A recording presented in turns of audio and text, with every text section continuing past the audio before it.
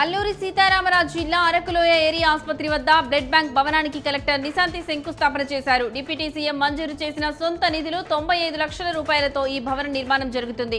అరకులోయలో blood bank ఏర్పాటుకు deputy CM Pawan Kalyan ఇచ్చిన హామీని నిలబెట్టుకున్నారు.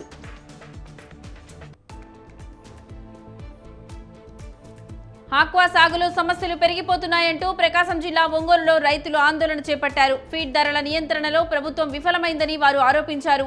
ఫీడ్ ఉత్పత్తి సంస్థలు ఇష్టానుసారంగా ధరలు పెంచుతున్నాయని ఆక్వా రైతులు వాపోయారు. సమస్య పరిష్కరించకపోతే ఉద్యమం ఉధృతం చేస్తామని హెచ్చరించారు.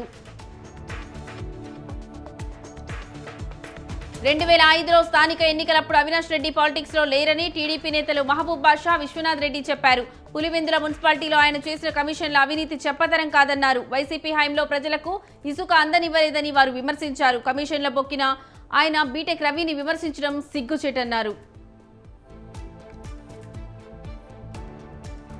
మున్సిపల్ కార్మికులను పర్మనెంట్ చేయాలని మంథని మున్సిపల్ కార్మికుల జనరల్ బాడీ సమావేశం డిమాండ్ చేసింది. మంథని మున్సిపల్ ఆఫీస్ ఆవరణలో జరిగిన కార్మికుల జనరల్ బాడీ సమావేశానికి సిఐటియు జిల్లా ప్రధాన కార్యదర్శి ముత్యంరావు, జిల్లా కమిటీ సభ్యులు గణేష్ హాజరయ్యారు. మున్సిపల్ కార్మికులు అనేక ఏళ్లుగా చాలీచాలని వేతనాలతో డ్యూటీలు చేస్తున్నారని అన్నారు. ప్రభుత్వ భూములను రక్షించి ప్రజావసరాలకు వాడాలని MRPS cantonment in charge Kishan Madiga, Gopi Madiga demand చేశారు. బోయిన్పల్లిలోని ఎన్ఐఎంహెచ్ వద్ద ఉన్న ప్రభుత్వ భూమిని కాపాడాల్సిన నైతిక బాధ్యత ప్రజాప్రతినిధులదే అన్నారు. స్థానికులకు మద్దతుగా ఆదివారం నుండి రిలే నిరాహార దీక్ష చేస్తున్నట్లు పేర్కొన్నారు.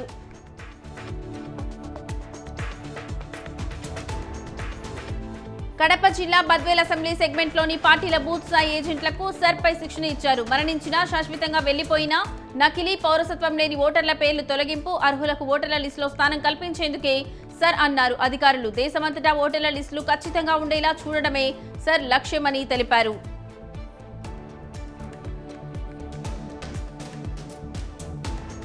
మార్కాపురం జిల్లా గిద్దలూరులో 55 లక్షల రూపాయలతో కొత్త సీసీ రోడ్లకు ఎమ్మెల్యే ముత్తుముల అశోక్ రెడ్డి శంకుస్థాపన చేశారు. వర్షాకాలం వచ్చినందున ప్రజలకు ఇబ్బంది కలగకుండా రోడ్లు త్వరగా పూర్తి చేయాలని సిబ్బందికి సూచించారు. స్థానిక నాయకులు, ప్రజలు ఎమ్మెల్యేను సాలువా, పూలమాలతో సన్మానించి కృతజ్ఞతలు తెలిపారు.